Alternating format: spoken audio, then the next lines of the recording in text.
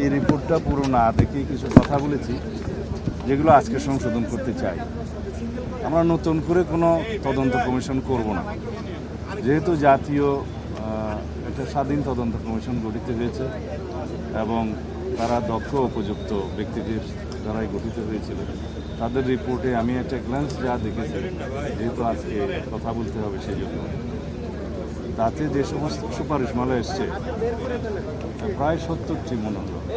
আমি আরও ডিটেল দেখি, সেই সুপারিশমালার অনেকগুলো বাস্তবায়নের দিন।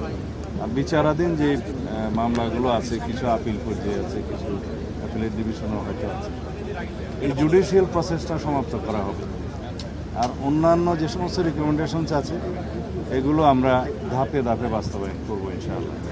এবং শহীদ পরিবারদের এই জাতিকে আশ্বস্ত করতে চাই যে পিলখানা হত্যাকাণ্ডের যথাযথ বিচার করা হবে এবং ন্যায় বিচার নিশ্চিত করা হবে, যাতে এই জাতীয় কোনো ঘটনা আমাদেরকে জাতীয় জীবনে আর না দেখতে হয় ভবিষ্যতে।